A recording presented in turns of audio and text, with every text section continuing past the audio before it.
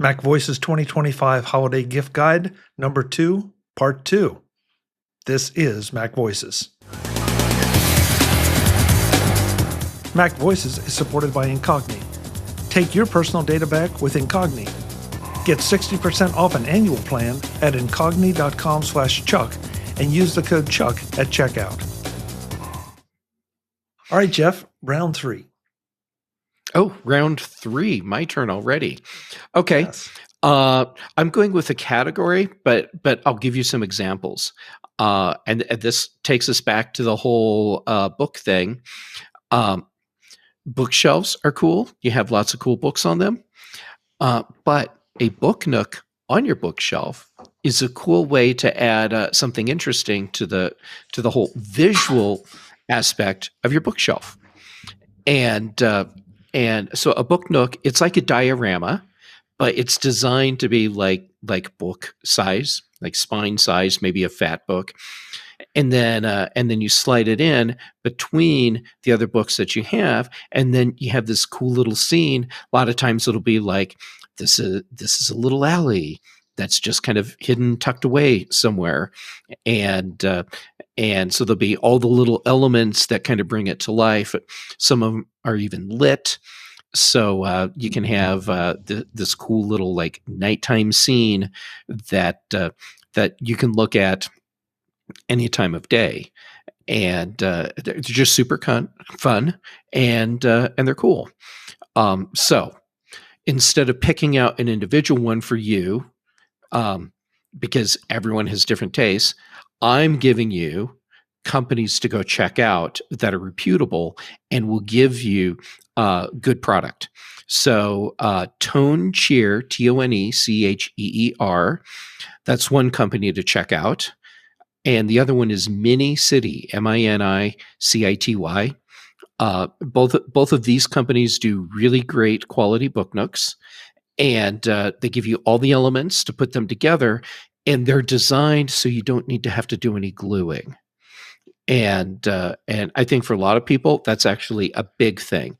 There are companies that make really great book nooks that you have to do gluing, but that's not for everyone.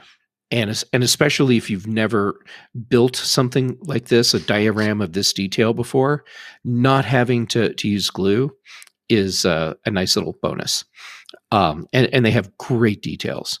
An alternative to companies like Tone Cheer and Mini City, Lego has started making book nooks. You knew I was going to fit Lego in here somewhere today.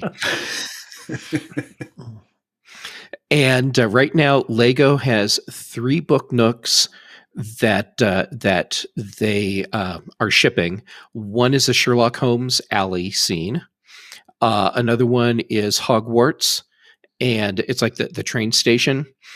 And the third one is Balrog from Lord of the Rings. And at least, I think all of them, but at least the Sherlock Holmes and the Hogwarts ones, they're hinged. So you can pull them out of your bookshelf and open them up. And then you have this long scene that you can look at. But when you close it back up and slide it in, now you have your alley. And those are cool options too. Plus they're Lego. There you go, book nooks. Very nice. Awesome. I didn't see that one. Didn't see that one coming. Not at all. Yeah, Chuck, the challenge that I have put on myself every year is to bring interesting things that you would not have ever thought of. And so you do it. Now you're thinking of book nooks. Yep. Now I'm thinking of book nooks. Yeah. Yeah. That's all I'm going to say. Those are creative. Those are cool. Right? There's some think I've really ever cool heard of designs. Yeah. Yeah. Well, okay, Pete, so now you can get one, build it while you're having your frothed coffee or hot chocolate. And then once it's done, you can sit back in your lounger with a brandy snifter or another frothed coffee and look at your beautiful book nook between all of your magical tomes on the wall. There you go. Whilst reading them on my Kindle, because why ruin the book itself? Right? You don't want to break that spine. Or just get, a bunch of Kindles and put them on the shelf and then put a book nook in between, and there you go. Oh, there you go. Yeah. That'll work too. Yeah, probably. Now those are some expensive hardcovers. Yeah. Yeah. Yeah, just buy a Kindle for each book, Pete, and then you'll be fine. There you go. Yeah. Oh, too funny. All right, so Pete, round 3. Well, so I'm going to tactile this time. I found the cheapest. I've seen it in several different areas. Again, Wally World, Target, and all that. The cheapest place I've found these is at Home Depot, and they are magnetically held together. They are rechargeable hand warmers. Rechargeable with USB. Yeah. They'll fit, they're small enough to fit in a glove or a mitten with you or in a pocket. They've got 3 heat settings. They heat up to, I think it says 130 degrees on high. Lasts several hours. So 3 different heat settings. But yeah, remember the old ones with the, I don't know, they've got like salt and charcoal and vermiculite and all that stuff. And once they're done, you throw them away. Well, these you get to keep reusing. It comes with a cord that has a split USB-C charger to charge them up, and little lights on them when they're on. You got high, medium, and low on the settings, and those are also charge indicators. When you plug them in, they go from 1 to 3 full lights, and they stay really hot and last a long time. So it's great, especially if you're going to be at a football game or any kind of tailgating, something like that in the fall and winter. My son takes him. He did his winter camp out with his scout troop that he's an assistant scout leader for now, and took those along. And he said they were helpful in his sleeping bag when it was 28 degrees the other night. So, yeah, I got the Marine Corps beat being uncomfortable out of me a long time ago, but he's still into that. Yeah, I didn't even know there were rechargeable hand warmers. That's brilliant, because that's the kind of thing you could throw in your pack, not have to worry about puncturing it or anything, not have to worry about it, not, you throwing it away and then not having it. It's just always going to be there. That is a great idea. Oh, Pete, you just cost me money. Yep, sorry about that. It's not too bad though. At Home Depot, they're like $19.95 or something like that. So they're pretty reasonably done. That's pretty cool. Yeah. Way safer than wrapping a wire around the connectors on a 9-volt battery and popping that in your pocket. Right. probably a little safer. Yeah. And I keep them. Safer. I actually keep them in the pocket of my electric vest, which I got last year too. So they have those too. Yeah. Those are nice as well. All right. Well, I'm going to pick an item that Jeff Gamet picked on the British Tech Network Mac show. So cool. Jeff, you had 2 chances, and now I stole it from you. But this little thing has really taken weight out of my backpack. I've bought multiple of them. Okay, this is an iPhone and Apple Watch charger. The only thing it doesn't come with is a cord, but it is USB-C. There's a little opening if you can see it. But it unfolds like this and pops up here, and you can charge both at once. Or you could fold this down, and if you didn't want to bother having your phone look at you in the middle of the night, you can just charge the Apple Watch, and obviously in its sleeping mode. The magnet is it's MagSafe, or I guess it's Qi technically. It is more than strong enough to hold your phone in portrait or landscape, so you can use that as your night light or your alarm clock or whatever. To display the time overnight. I mean, it is so light. It's such a simple, elegant design. What I was carrying was great, but it just took up a whole lot more room. And so now the chargers that I have multiple inputs. So I just make sure that I have one USB-C cable free to plug this in beside the bed or across the room, because if it's your phone, you can see it across the room. And I think I have 4 or 5 of these now at different places. because they're just so convenient. They're so small. They're so affordable and they do the job. So Jeff, thank you. This again was one of your picks, and I just have completely adopted it. The company, let's see, I want to make sure. Yeah, this is one of the Calwalk is the one that I will link to in the show notes. But yeah, so I've got your back, Chuck. Yeah, well, Jeff, I when it was so cheap when you recommended, I thought, oh, what the heck, I'll try it, and it just has become my go-to now. It's not MagSafe charging, not that speedy, but if I'm charging overnight, who cares? I'm asleep. Right. Yeah. So it started as an experiment for me as well. And I figured for whichever model I got at the price point, if I didn't like it, I wasn't out that much. And it changed how I travel. I was able to get rid of a lot of weight and bulk with that little thing. Yep. And the idea that it can charge your watch too, that's another thing that you don't have to carry with you. So, so thank you. And that's my third round pick. Welcome to the future of data privacy with Incogni. In today's tech-driven world, protecting your personal information from data brokers is more crucial than ever. Incogni is here to ensure your data remains private and safe. This service is designed to help protect your personal data from data brokers who collect, aggregate, and sell it. I like to think of Incogni as my personal cleanup crew, sweeping my data off the internet while I sit back and scroll through memes. Okay, not really on the memes part. You don't have to email anyone, fill out forms, or jump through hoops. They handle the entire data removal process for you. Incogni doesn't just do that and walk away, though. Incogni also continuously monitors if your data is put back into these databases, requesting repeated removals, keeping your data yours forever. So you get way less spam calls, spam emails, and get more peace of mind. Did you know that your insurance provider might already know about your health risks before you do? Thanks to data brokers quietly selling your medical information, your bills could rise, even if you haven't been diagnosed. Take back control with Incogni. Delete your data, protect your wallet. Right now, you can get 60% off their annual plans by heading to incogni.com/Chuck and use the code Chuck at checkout. It's also completely risk-free.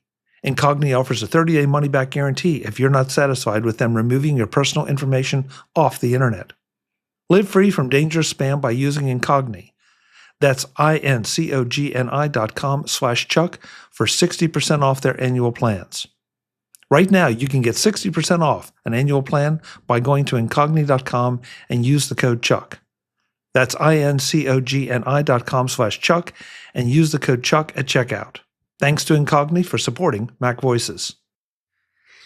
And at this stage, you got to figure out what your best last pick is, because we always tell folks to come with extras just in case somebody steals one of theirs. I don't know. I may have just stolen Jeff's, or he may have something unique for round 4. So, Jeff, would it be unique, or did I just steal? So I'm bringing an all-in-one charger. No, wait. No, I'm not. I'm actually picking another thing that you are not expecting. Although for me, maybe you should. And I am bringing to you some paint. But it's not just any kind of paint.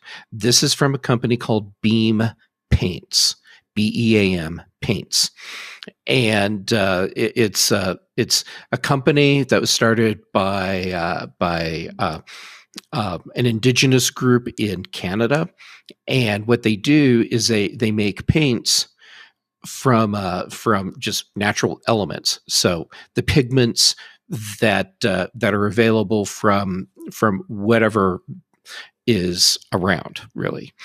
And they're very high quality handmade paints. And so like they're like sort of like little lozenges. So you get them wet like watercolors, and then you can paint with them. And they give them to you in these little wooden pallets that are made out of birch wood. So it's not like, they do have one where it's like finely milled, and but most of them, it's like, here's part of a small tree trunk that's been sliced, and now it has the little cutouts to hold multiple lozenges. And so you get these amazingly beautiful holders for the paints that you're working with, and you're getting really high quality paints as well.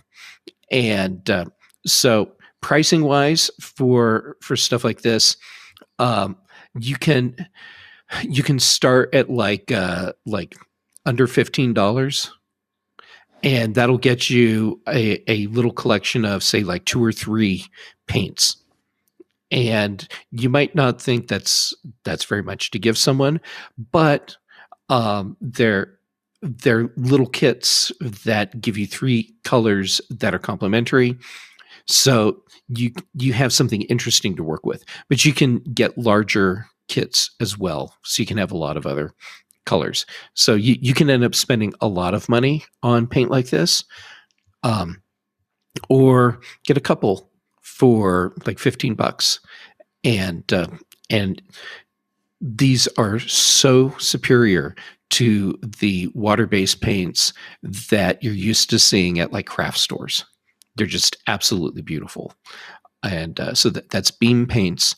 And I'm going to throw a bonus in there for you too, because it's likely that someone is going to hear about this and be like, oh my gosh, that's so great. But the person I'm thinking of doesn't paint, so this isn't going to work for them. So your bonus is Martha Mae Art Supplies. And that's Martha Mae, M-A-E, Art Supplies.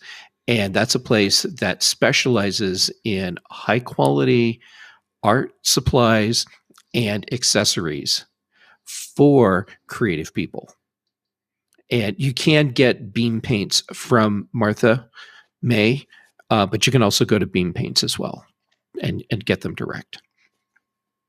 See, you were not expecting that one either.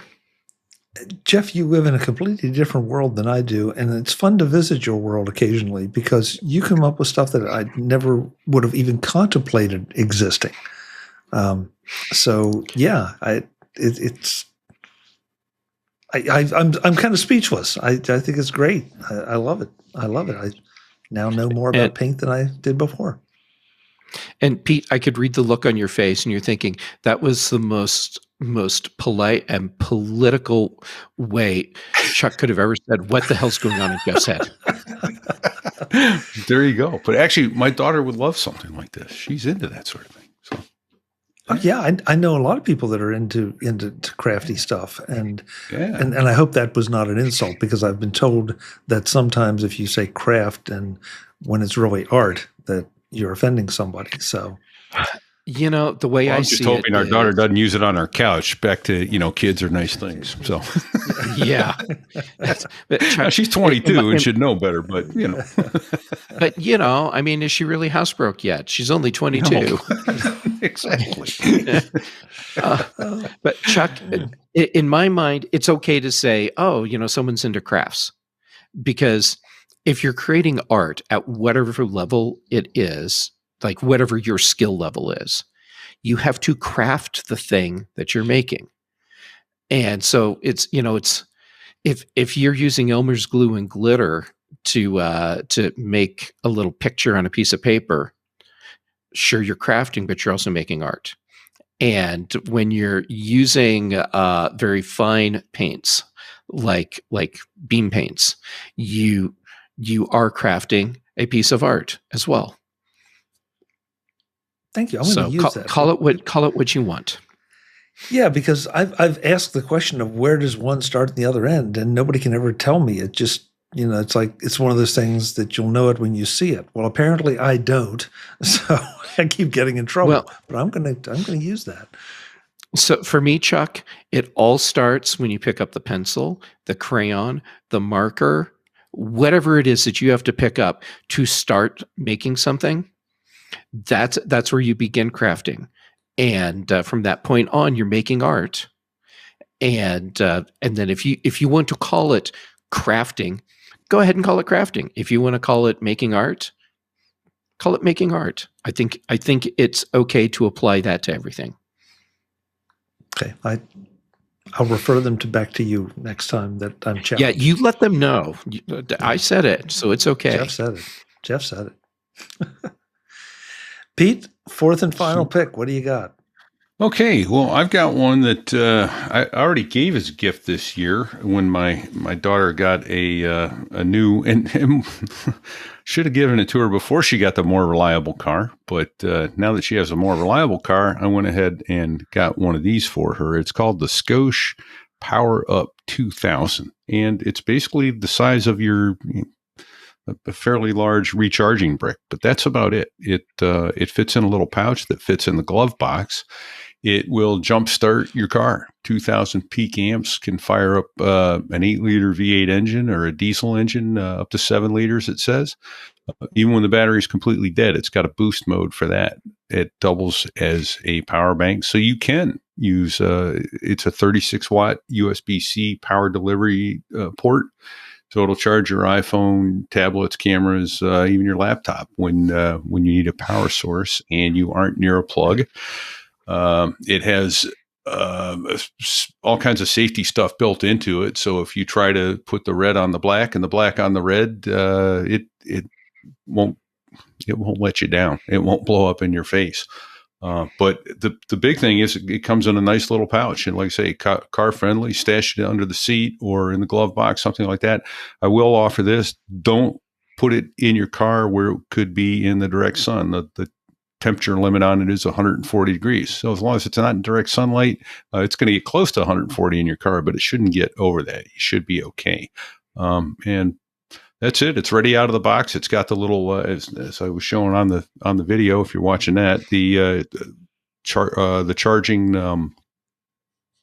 clamps, the alligator clamps that fit right on your battery. So you plug one end into the power bank, and the other end clips right onto your battery, and you are good to go. And I also make this kind of a twofer. You can get DC inverters that plug into your what we used to call a cigarette lighter, and run it from that DC inverter, a power cable to keep that thing charged all the time. Although I don't think that's as necessary as the old lead acid ones. You used to have to try and keep those charged all the time.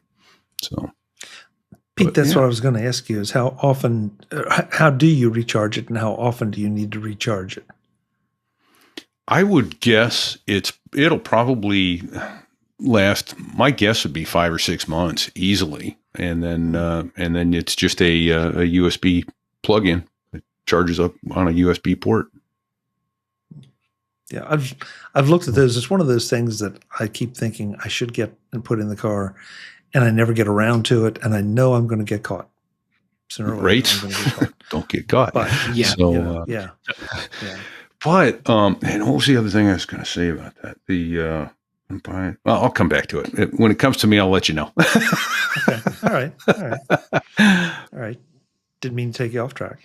No, that's okay. No, it had something to do with your question about meaning to get one. And no, if it comes to me, I'll let you know. Oh, okay. That's what it was. Oh. It wasn't. It was before that. It was, see, you don't want to live in my head very long either. I'm finding this fascinating. It's little and it's tiny, and this is just a bonus safety tip. When you get on an airplane and they say, "Hey, we need to check your bag. Are there any lithium-ion batteries in there?" and all that sort of stuff, they're asking about your laptop computer, obviously, but things like that. It's strong enough to jumpstart a diesel engine. Trust me, it's strong enough to bring down an airplane when it goes high order. That's why they don't want it in your luggage. So, important safety tip. Keep it up in the cabin where if it does go high order and go on fire, you can react to it because they can't see it until it's too late if it's in the belly of the airplane. So your safety tip brought to you by your friendly local commercial pilot. Pete, I'm so glad you did, because it seems like the airlines, look, along with everybody else, is always telling us, don't do this, don't do that. You got to do this, you got to do that. And they never really give you a good why. Right. And they certainly didn't with cell phones. Yes. And you just gave us a really simple, easy to understand why. And the degree that, the kind of power that's in that little box, we just think, okay, well, you plug it in, you fire it up, and it works. So I really like that. That's a great tip. Thank you. Yeah. Thank you. Yeah. All right, I'm going back to the house thing. This was one of those things that I never knew existed. I should have, but it just never occurred to me. You know, the wire shelves that you get, like you see them in restaurants, you know, that will hold a whole lot of weight. You can adjust the height of where the shelves are by the black clips that they go down on. Oh yeah. You know what yeah. Okay. I've seen plenty of them that, you know, most of them just sit on the floor. I've seen some that come with wheels.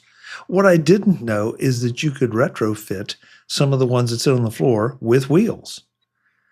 And so this changed everything, because we had a whole lot of those wire shelves that were in place. And of course, you know, you load up the wire shelves with the heavy stuff. And then if you want to move them, you got to take at least some of the stuff off. And for like $20, $25, you can put really nice 2 or 3 inch rubber wheels on these things. And then it's like just it's like a roller coaster. You know, you can just roll them here, roll them there. And what we started to do was take them and almost put things on them and then fit them in line like books on Jeff's bookshelf with no book nook in between.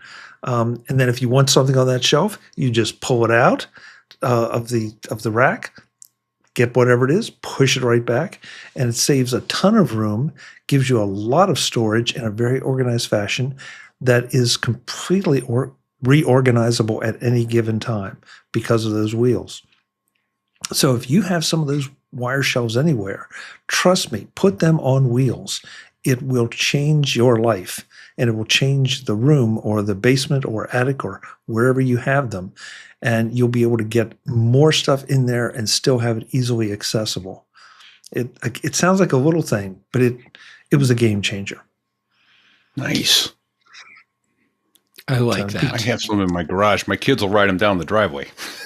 Yeah, see, exactly. 19 and 22, but yeah, but you probably knew about them, Pete. You know, this I have no idea why it just no, I never didn't. occurred That's to me fantastic. I had no idea. Yeah. No, mine are not on wheels. No, man.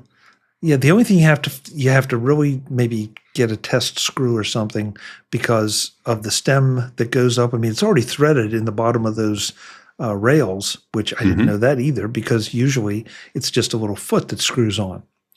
But make sure that you get that and measure the stem, because the stems for different, I guess, models and different sizes are different. And so you can get them that are too big and won't go in. You can get them too small and they won't do anything. But most of the ones I've encountered have been 1/4-20s, that you just get a 1/4-20 stem with whatever size wheel you want, and there's nothing to screwing it on, and you know you're done, and then you're mobile. So I know that nice. it's been a very practical kind of year, but I get excited now over putting wheels on shelves. I have no way.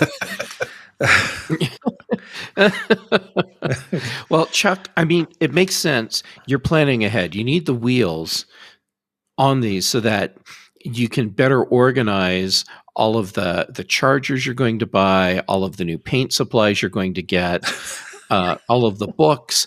Look, now you can have mobile bookshelves with book nooks on them. You're just getting ready for fantastic. Yeah, what's to come. Well, there you go. And maybe I just gave you an idea, Jeff. Maybe this way you could put, you know, multiple book nooks on multiple levels, and then some on one left side, some on the right side, turn them any way you want. Yeah. You know, I love how creative you get. That's great. I'm trying to help you spend money, Jeff. The economy. Thank you. The economy needs the stimulation. Come on. Yeah, and I know the economy's problems. It's all my fault because I'm not spending enough. It is on me. Yeah, exactly. Guys, thank you. That's awesome. 12 very different picks. Hopefully we've solved some problems for people or given them some really cool, different kinds of things to give this year. Before we minimum, get out, we've emptied your wallets. Yeah. Well, yeah. See, you guys only have to do one of these shows, and so you have this interaction. I do multiple, so every time somebody comes up with at least one, and usually more things that I need that I didn't know I needed when we started the show. Well, I listen, and it costs me money too. So okay, good. I feel better. Yeah, but I mean, the real purpose of Chuck's holiday gift guides is for us to find ways to spend his money. So, Pete, Right on. I think we're both winning here. Success. Success. Jeff, when you're not here costing me money, where can folks find you? Well, you can find me online looking for things to spend Chuck's money on. But when I'm not doing that, I'm Jay Gamet on social media. Most of my posts now are on Mastodon, Blue Sky, and PixelFed. And then for shows, you let me join in on MacVoices Live on Tuesday, so thank you for that. Dave Ginsburg lets me join in on In Touch with iOS on Thursdays. And then I'm still the interim host on The Big Show and Mac Show on the British Tech Network. Brian Chaffin and I do The Context Machine, and Patrice Brendamore and I do Retro Rewatch. Thank you, Jeff. Really appreciate it. Happy holidays. Happy holidays, Chuck. Pete, where can folks find you when you're not here assisting I'm Jeff just and sitting driving here down in my awe. credit rating? Yeah. I'm sitting here in awe going, I find 2 podcasts difficult to schedule and do. How you do that many, Jeff, is mind boggling, but that's. Well, I have no life. There you go. Okay. Well, I can be found on X at Pilot Pete or at _I_was. My show There I Was is a show about aviation. And the website is at sothereiwas.us, up to 185 weeks straight now, and still cranking them out. Fantastic. I'm on a ball with that. Yeah. We've had some amazing ones on there. Some America's longest held prisoner of war, a man who flew a helicopter blind, some amazing American heroes, and an Alaskan bush pilot who should have died at least 3 times over the course of his career, and wrote a book about it. But I digress a lot. So there I was.us, and also co-host of the Mac Geek Gab with Dave Hamilton and Adam Christensen. So find me there. Write to us. Great. Pete, thanks so much for being here again. Happy holidays. It's always a pleasure. And to you. Thank you. Thank you. Folks, I'm Chuck Joyner. This is Mac Voices. Once again, all these gift picks, along with all the others from all our panels, past and present and future, will be in the they'll be in the show notes of this episode for these. They'll be on the Master Gift Guide page on the Mac Voices website, as well as in our Mac Voices Holiday Gift Guide magazine on Flipboard. Until the next time, and as always, thanks for watching. Visit MacVoices.com for show notes and to connect with Chuck on social media. Get involved in our Facebook group or like our Facebook page, and get more out of your Apple tech with Mac Voices Magazine, free on Flipboard and on the web. And if you find value in it all, consider supporting us through either our Patreon campaign at patreon.com/MacVoices, or by making a one-time donation via the PayPal link on our front page and in the show notes of each episode. You will join these fine people who help bring you Mac Voices.